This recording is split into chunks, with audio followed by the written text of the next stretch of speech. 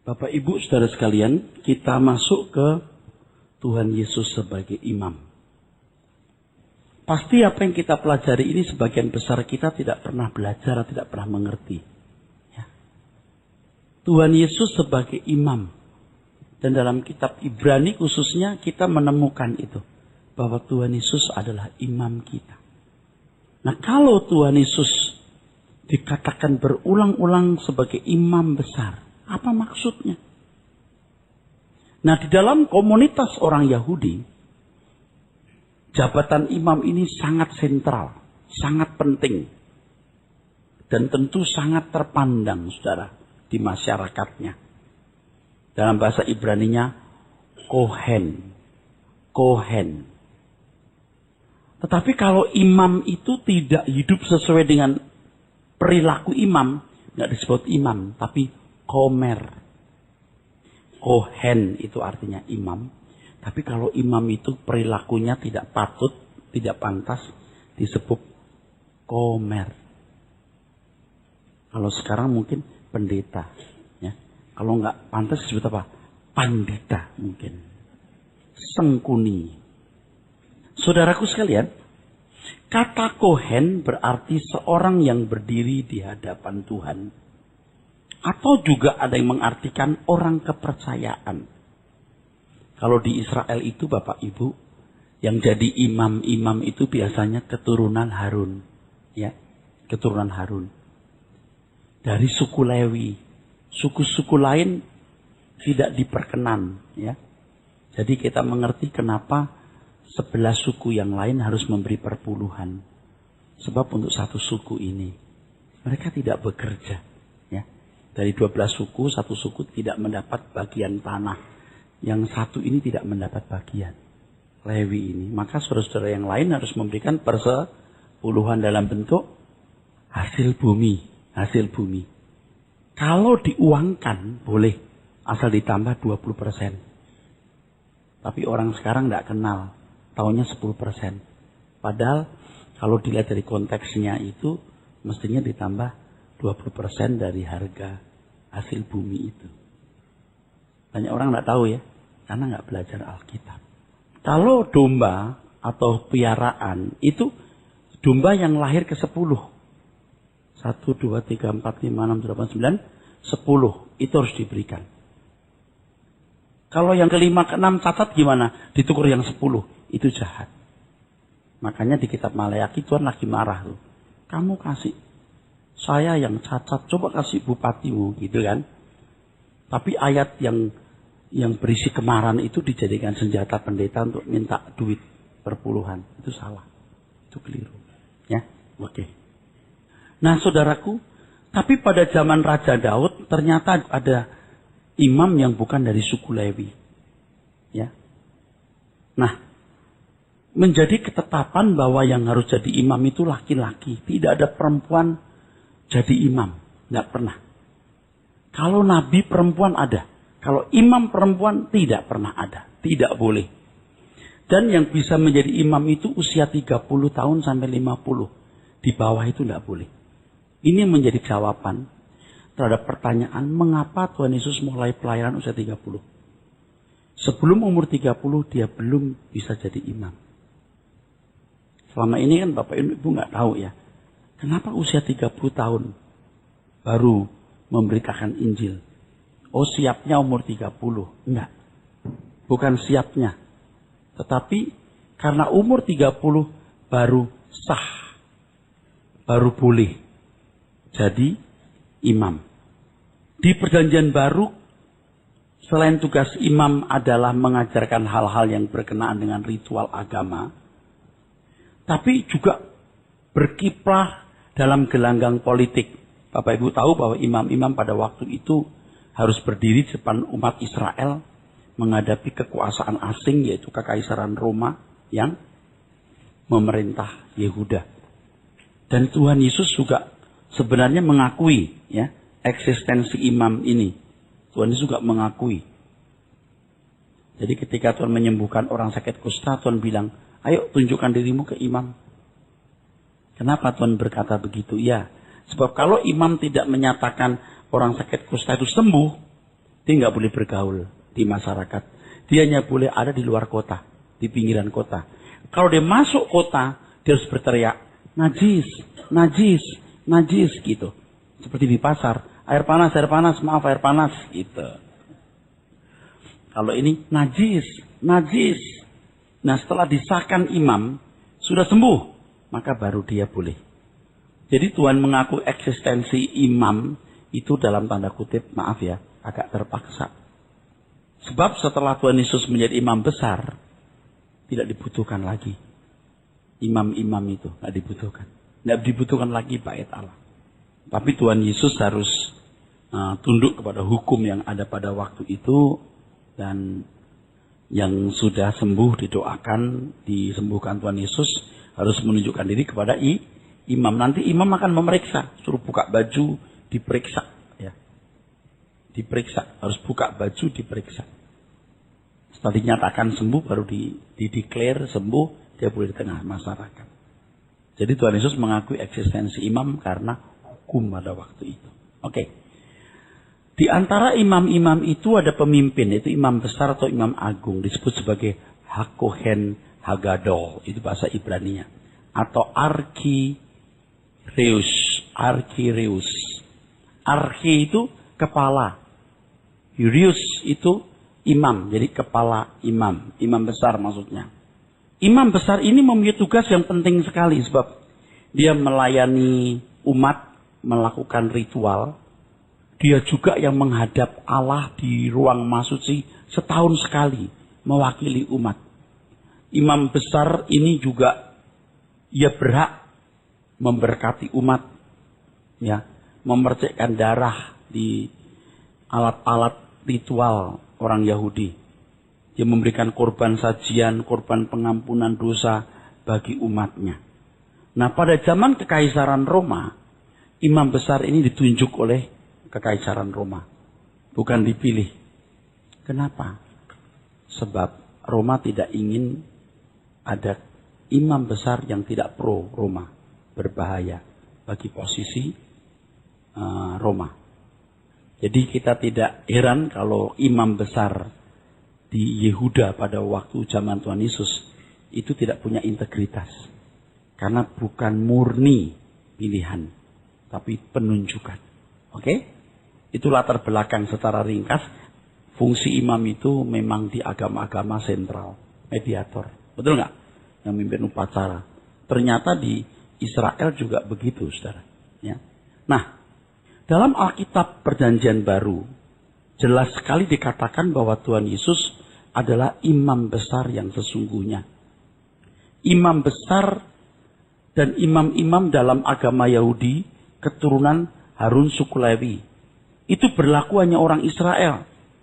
Tapi di zaman penggenapan, jabatan imam tidak perlu atau tidak perlu diadakan atau tidak berlaku. Sebab Tuhan Yesuslah menjadi imam besar.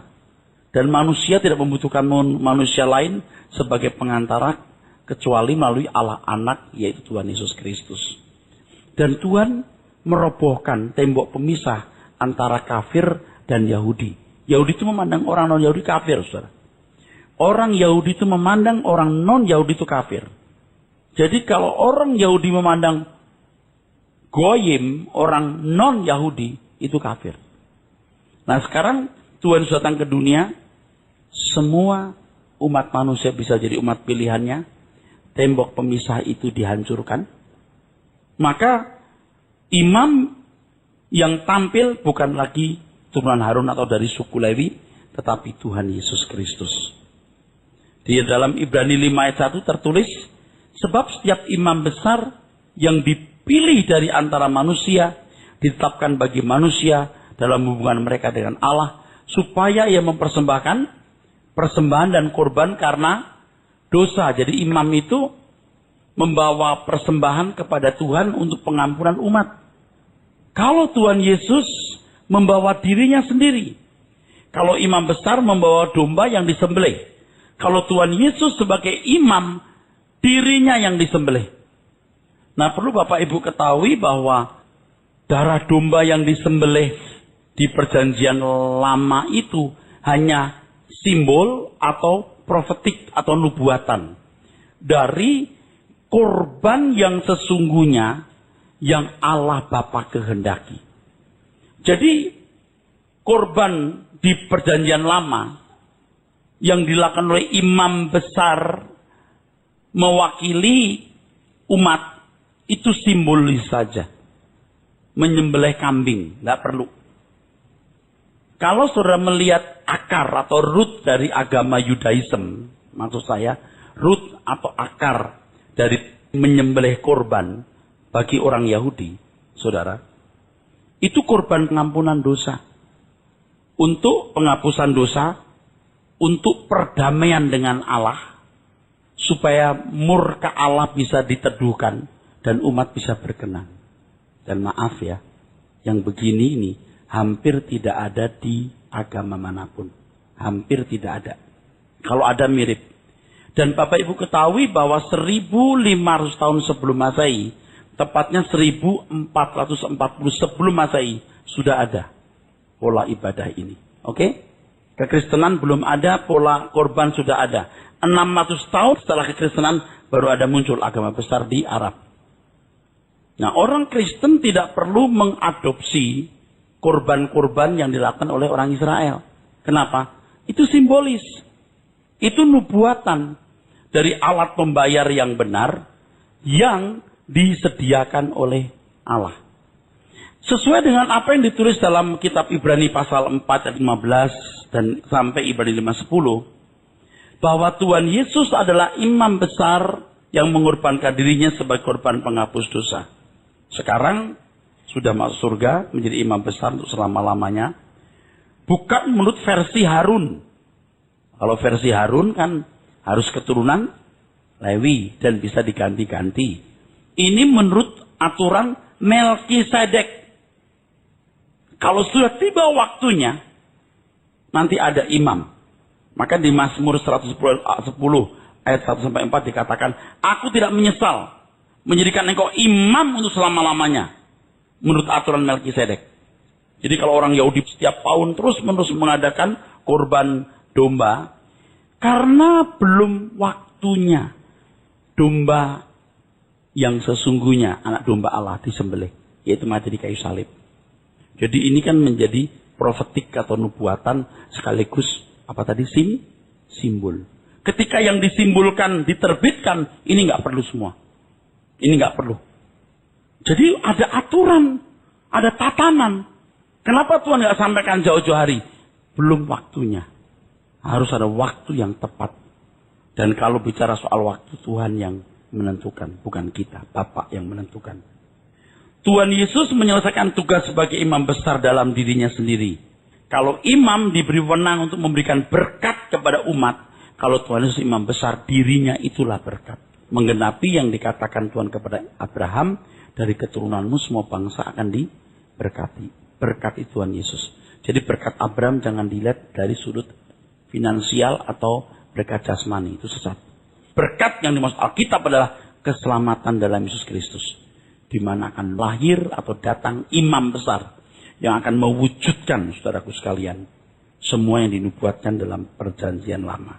Jadi saudaraku sekalian, ketika Tuhan Yesus menjadi imam dengan menjadikan dirinya korban, maka penyembelihan domba-domba tidak perlu lagi. Bait Allah nggak perlu lagi. Tidak ada kota suci, nggak ada bait suci, tidak ada. Korban adalah Tuhan Yesus. Bait suci adalah tubuh manusia. Kota suci adalah Yerusalem baru.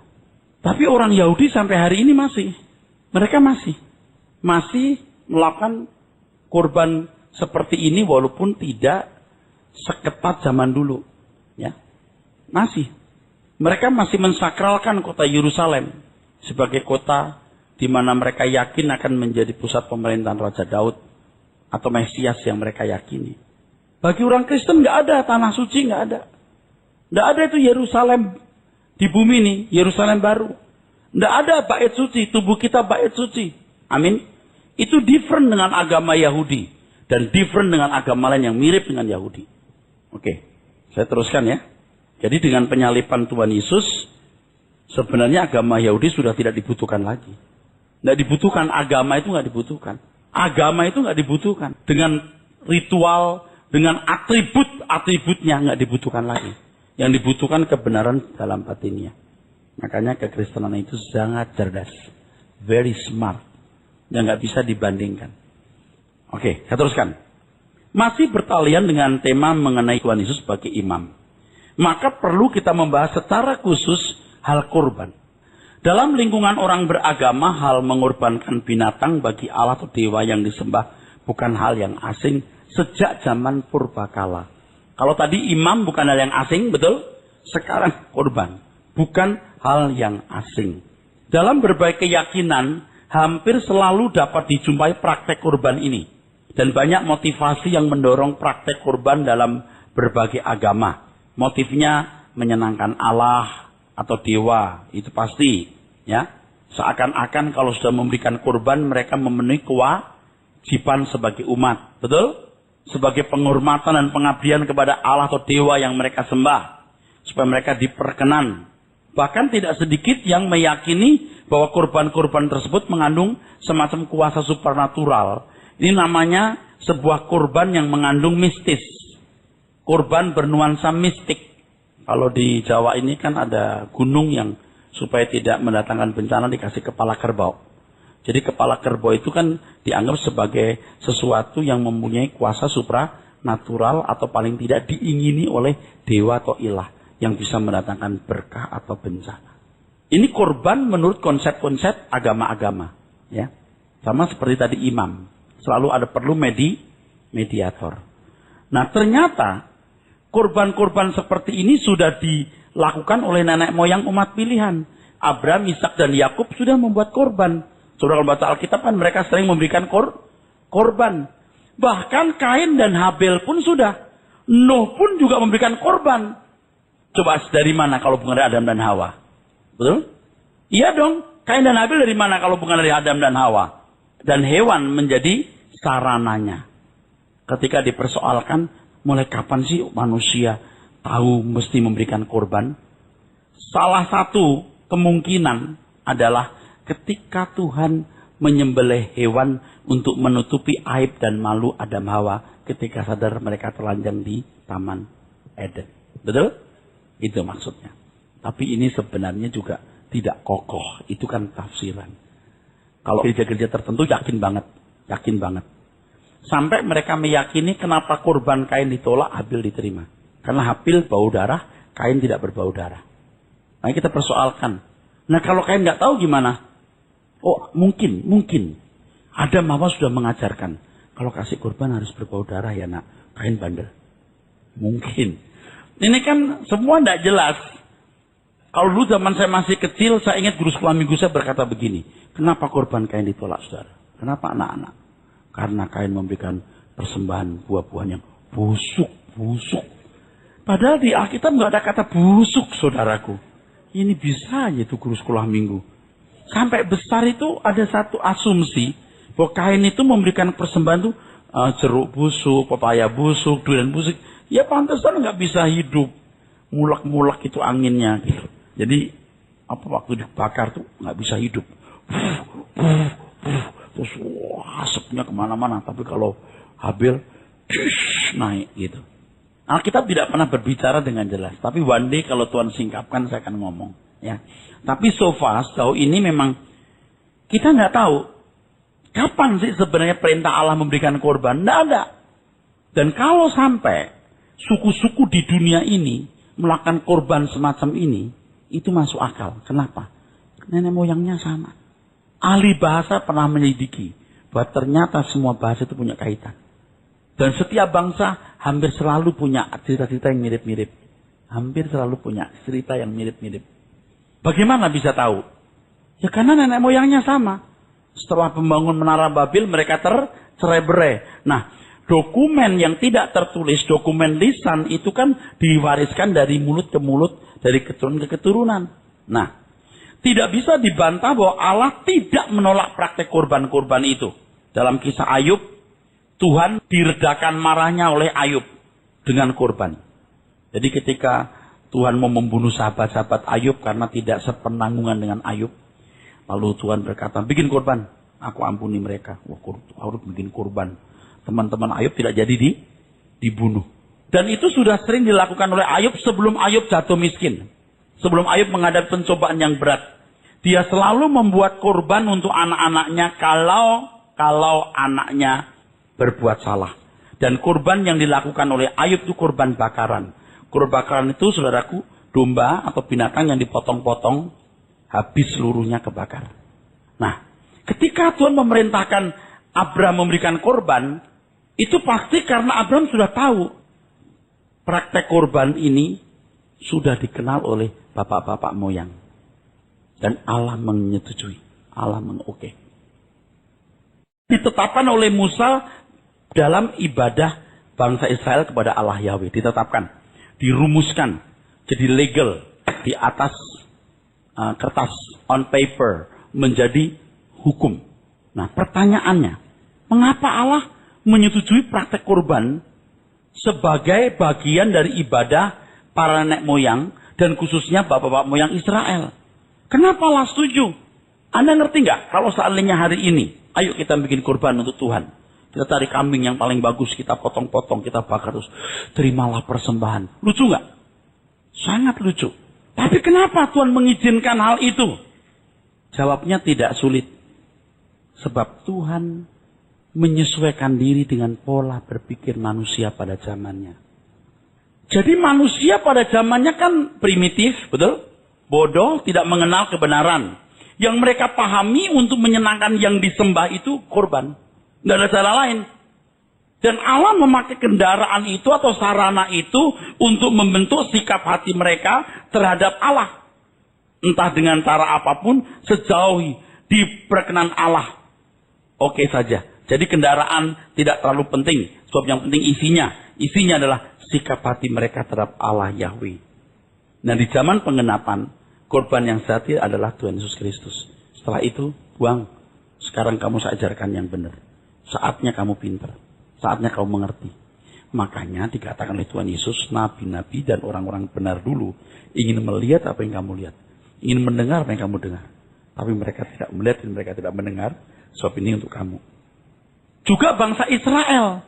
Bangsa Israel itu kan bangsa primitif yang jadi budak selama 430 tahun, bro. Jadi ketika mereka melihat cara berpikir nenek moyang mereka begitu, Tuhan juga mengoke. Ya udah pakai cara ini, bikin korban. Kalau Tuhan marah kan, Musa bikin korban. Aku ampuni bangsa itu.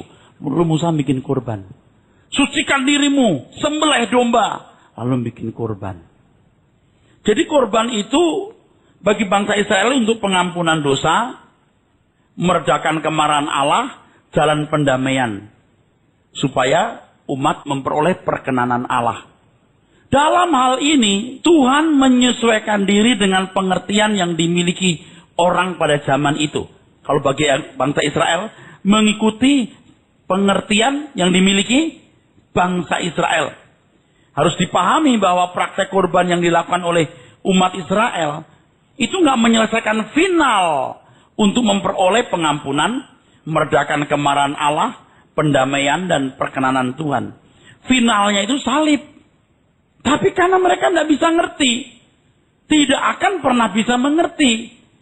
Jadi ya udah diadopsi saja dari korban-korban yang dilakukan oleh nenek moyang mereka, Abraham, Ishak dan Yakub, lalu dilegalkan dalam kehidupan bangsa Israel. Dengan cara ini kamu bersikap. Kalau mama bilang gini, ayo kamu sayang mama nggak? Sayang mama. Sayang betul. Sayang mama. Ayo ambilin itu gelas. Ambilin tuh buku mama, ambil. Apakah puas orang tua disenangkan anak dengan mengambil kertas selembar? Tidak. Tapi orang tua menyesuaikan diri dengan kemampuan pengertian anak-anak. Nangkep ya? Hebat loh. Dulu kita mikir, kenapa ya Tuhan kok kayak anak kecil gitu? Senang dengan domba disembelih habis seluruhnya. Kok gitu ya, martabatnya rendah amat ya gitu. Karena nggak ngerti. Kalau istilah yang digunakan Paulus, itu masa kepicikan dan kebodohan.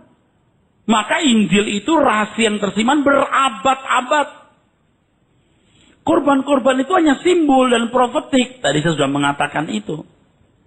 Betapa kerdilnya Allah.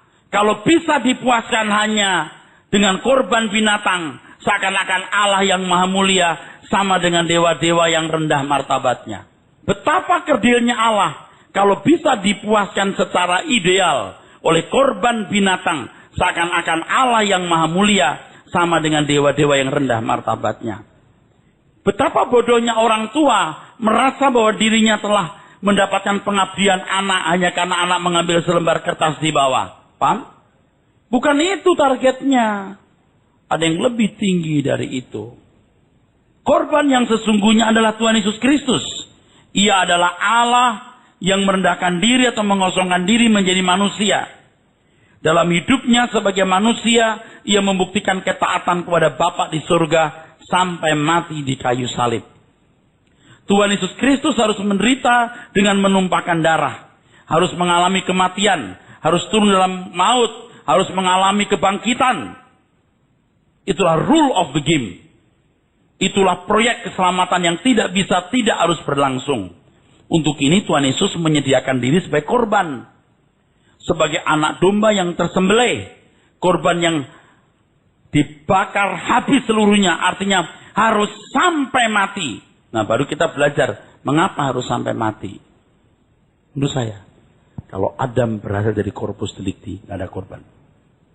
Kalau Adam tidak jatuh dalam dosa, dia berasal dari corpus delicti, membuktikan iblis bersalah dari ketaatan yang sempurna, nggak ada korban-korban lagi. Nggak perlu salib, nggak perlu darah domba dikorbankan, karena pengabdian yang sesungguhnya, sikap hati yang mengasihi Tuhan dalam seluruh tindakan dan perbuatan. Kalau Adam tidak jatuh dalam dosa, nggak perlu korban-korban. Jadi karena Adam dan Hawa tidak sampai kepada titik kesempurnaan yang dikehendaki Allah, jadi bodoh semua keturunannya. Meleset semua. Itu yang namanya hamartia, meleset. Sekarang kita jadi Kristen. Kristen itu agama yang, kalau bisa pinjam kata agama, unggul sekali. Unggul. Nggak ada tuh peraturan-peraturan yang bersifat lahiriah. Tapi jangan terus kemudian kita seenaknya, suka-suka sendiri. Nggak bisa. Nggak ada peraturan rok harus di bawah lutut atau di atas lutut.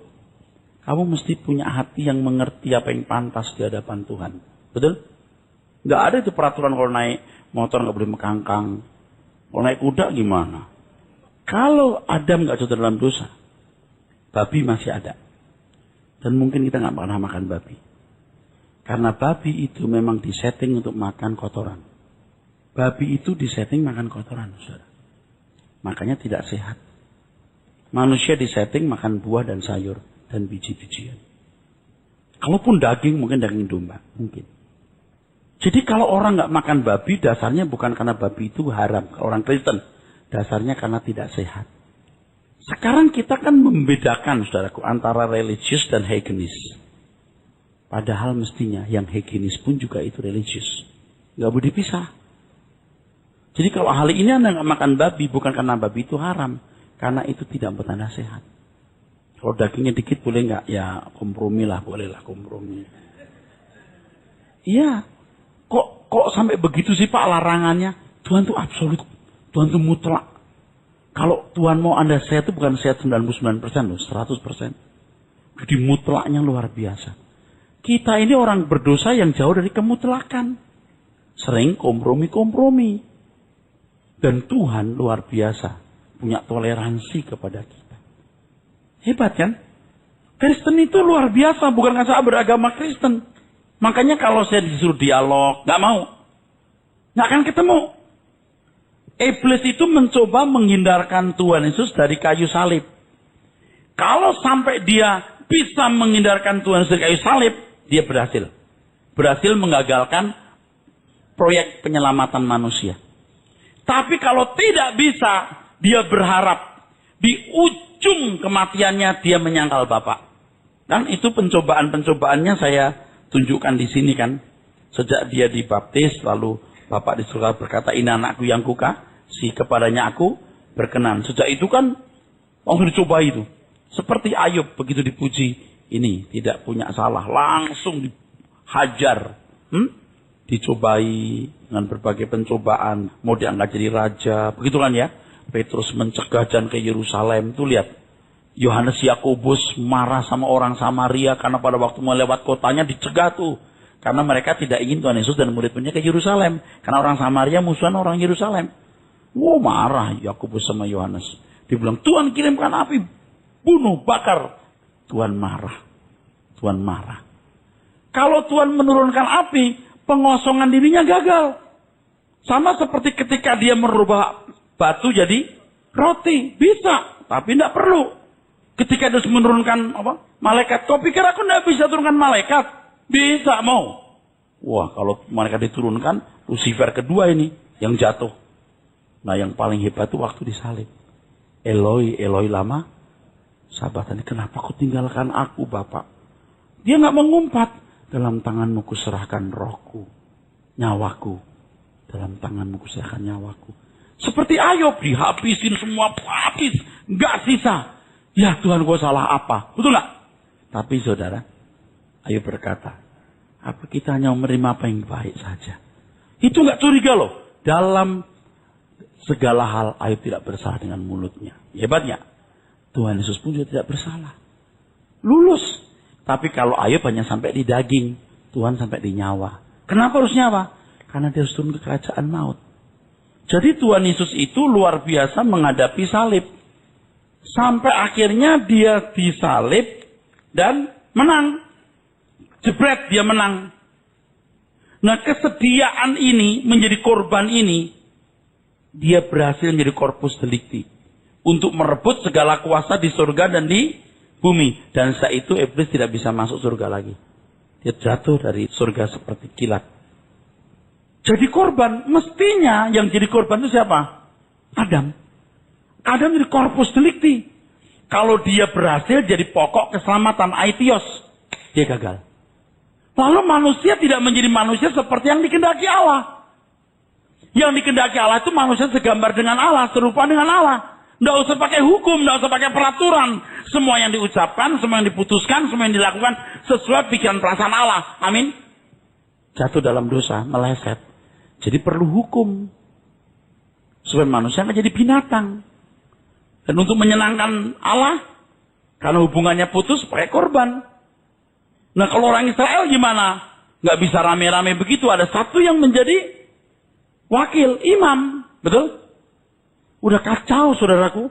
Kacau. Tuhan Yesus datang. Dia mati di kayu salib. Kamu nggak butuh imam lagi. Aku pengantaranya. Ayo, ayo. Datang langsung. Nah, kita mulai bicara lagi. Paling berat ini.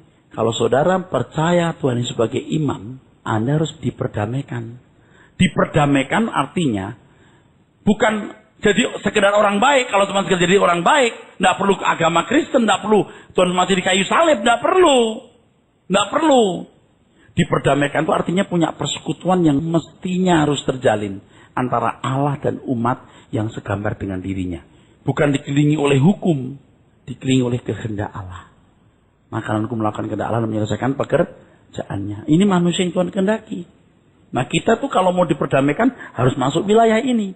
Kalau nggak masuk wilayah ini, berarti Anda nggak mau diperdamaikan. Jadi kalau Anda menyebut dia imam besar, pengantara, Anda harus masuk wilayah itu. Kalau tidak, berarti Anda menolak. Seperti orang Israel. Kalau orang Israel kan pasif, Pak. Tahu pasif. Mereka tidak macam-macam. Dia bawa domba, ini dombanya, sembelih situ. Imam yang melakukan, dia pasif. Udah diampuni. Imam, diberkati kau. Allah mengampuni. Yes, dia pulang. Injil tidak begitu. Tuhan Yesus ini korban. Lalu Tuhan berkata, mau kamu diperdamaikan dengan Allah? Ayo, hidup seperti aku hidup. Belajar seperti aku belajar. Beda. Kalau orang Israel serius melakukan hukum Taurat, kalau gagal mereka memberikan korban domba itu, mereka bisa masuk dunia akan datang. Karena darah domba itu vouchernya darah Yesus. Betul? Tapi kalau orang percaya, bukan masuk dunia akan datang saja. Menjadi keluarga Allah. Sampai kepada Bapa. Tak seorang pun sampai kepada Bapa kecuali melalui aku. Sampai kepada Bapa itu artinya masuk dalam persekutuan dengan Bapa. Engkau dalam aku, ya Bapa, aku dalam engkau dan mereka dalam kita. Itu perlu pengantara, imam. Tuhan Yesuslah pengantaranya. Nanti di surga ada imam-imam. Nggak semua bisa menjangkau Allah. Nangkep? Kamulah imam-imam, itu kita payu. Jadi pemimpin-pemimpin ini. Nggak bisa rakyat langsung cemplong. Nggak gampang. Itu dalam pemerintahan nanti. Nanti kita bisa kalau waktunya ada. Kenapa jadi imam-imam? Imam-imam. Loh kok ada imam? Alkitab yang bicara, bukan beta. Imam itu pengantara. Jadi kita orang-orang yang akan mendampingi Tuhan Yesus memerintah di kerajaan Bapa di surga. Kita punya akses langsung dengan Tuhan Yesus. Kalau Tuhan menggunakan kalimat begini, kamu akan makan semeja dengan aku. Tidak semua orang. Makanya untuk ini kita bayar harganya. Berapapun harganya. Semahal apapun harganya. Menjadi sahabat Tuhan Yesus. Wah, saya sih pilih ini. Nggak apa-apa, dianggap paranoid. Memang kita harus punya pola berpikir terbalik, ya kan? Logika terbalik. Nggak main-main. Kalau Tuhan Yesus tidak pernah menang, dia tidak taat sampai mati, bahkan mati di kayu salib, itu darah domba, mau miliar, mau triliun jumlahnya, nggak ada artinya. Semua meluncur ke neraka. Nggak ada pengampunan. Itu voucher. Karena Tuhan Yesus jadi domba yang tersembelih, taat sampai mati, bahkan mati di kayu salib, baru darah domba tersebut punya nilai. Jadi voucher. Makanya bukan hanya orang Kristen yang masuk dunia akan datang. Semua orang yang berbuat baik, ketika aku lapar, kau berikan aku makan. Ketika haus, kau berikan aku minum. Orang-orang tadi berkata, ya kapan Tuhan? Itu untukku. Masuk dunia akan datang.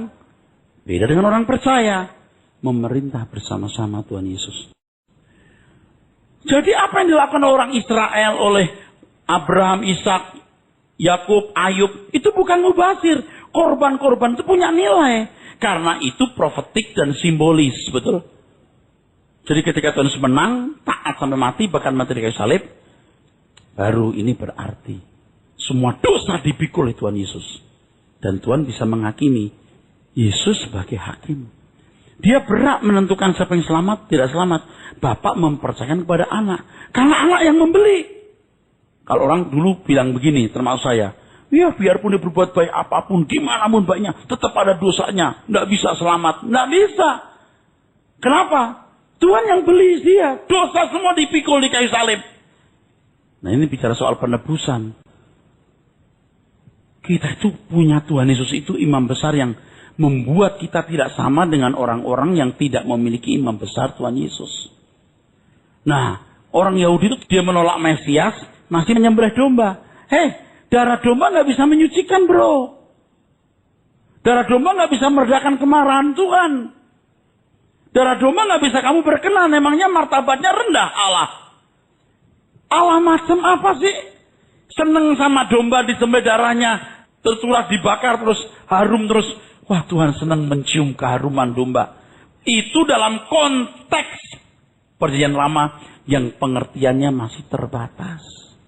Setelah perjanjian baru, oh tahu kita tidak butuh. Korbannya adalah ketika Anda menyalipkan dagingmu. Itu korban. Bukan lagi jebret. Enggak, korbannya itu diri kita. Hebat. Imam besar keturunan Harun memiliki tugas dan fungsi sebagai pengantara antara Allah dan umat. Mereka bisa disebut pengantara perjanjian lama.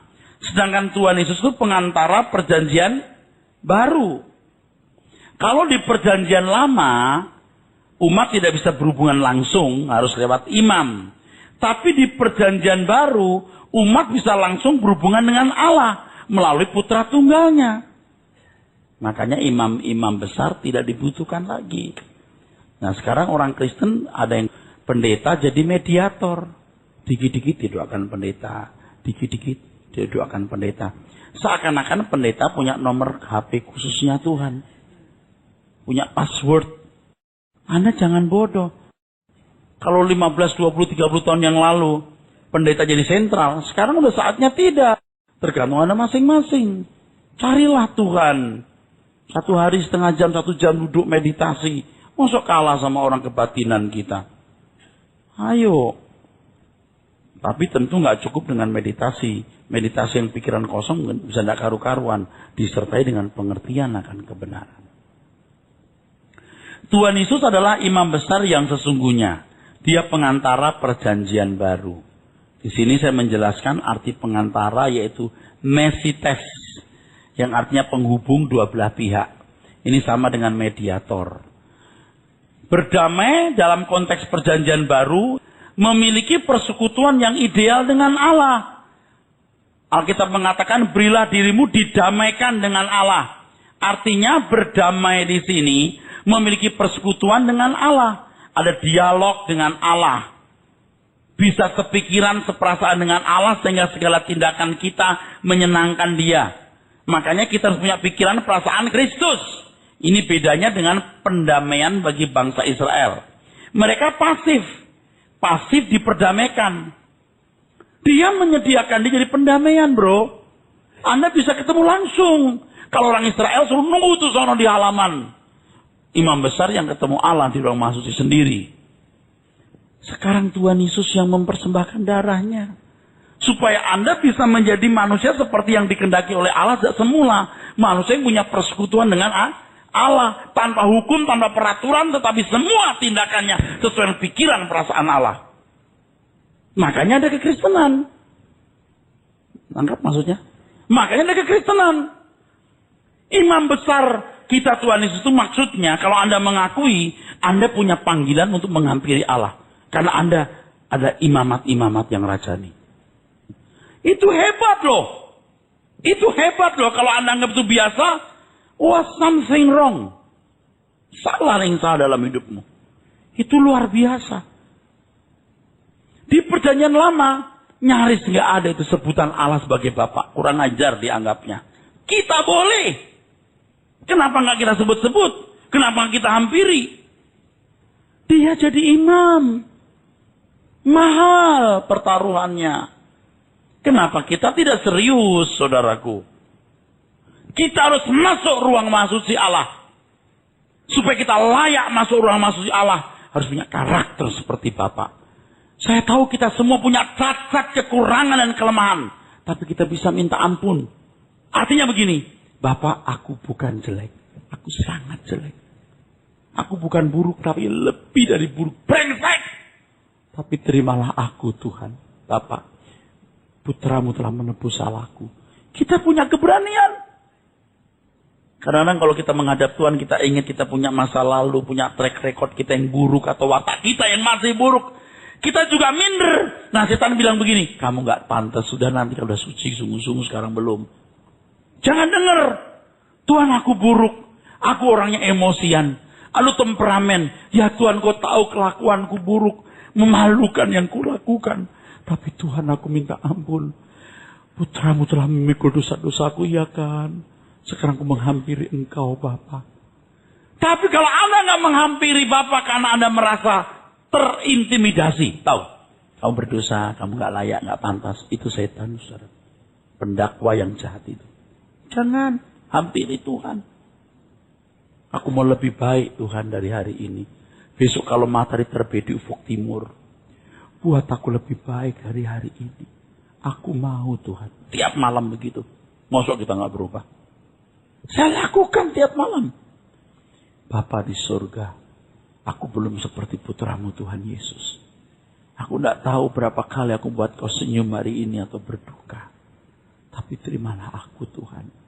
Tomorrow better than today. Besok lebih baik dari ini ya Tuhan. Begitu. Dan aku boleh kok masuk ruang mahsuci. Karena Tuhan telah menebus dosa-dosaku kok. Aku masuk ruang mahsuci. Wah indah saudara. Maksudnya masuk ruang mahsuci apa? Aku menghampiri Bapa di surga. Anda semua punya hak yang sama. Privilege yang sama. Kalau udah begitu Anda nggak akan menghargai dunia. Percaya deh. Tapi karena Anda tidak bertemu dengan Tuhan, Anda menghargai banyak hal. Jangan sia-siakan kesempatan ini, saudara. Banyak orang Kristen, menyedihkan. Berpikir bahwa proses pendamaian itu terjadi secara otomatis. Seakan-akan dengan karya penyelamatan Tuhan Yesus, semua dibayar lunas tanpa menuntut respon kita secara pantas. Tuhan Yesus jadi pengantara. Justru karena dia pengantara dan kita mengakui dia pengantara perjanjian baru, kita memberi diri diperdamaikan. Apa itu diperdamaikan? Memiliki persekutuan yang ideal dengan Allah, persekutuan yang akrab pada dialog dan seterusnya. Ini diusahakan dengan serius. Tidak bisa terjadi dengan sendirinya. Dengan dia menjadi imam besar, dia kita akui sebagai pengantara, kita memberi diri diperdamaikan oleh Allah. Jadi pendamaian itu tidak terwujud dengan secara otomatis. Kalau orang Israel berdiri di halaman sana, imam besar yang masuk, beres, betul? Kalau Anda yang masuk sendiri. Makanya perlu tools, yaitu kebenaran-kebenaran firman Tuhan. Dan betapa mahalnya khotbah-khotbah seperti ini. Betapa mahalnya suara kebenaran. Nah, orang Kristen yang mengerti kebenaran, waduh, bukan hanya tidak pindah agama, disembelih pun tidak akan mengkhianati Tuhan Yesus. Karena tahu Yesus juru selamat. Amin.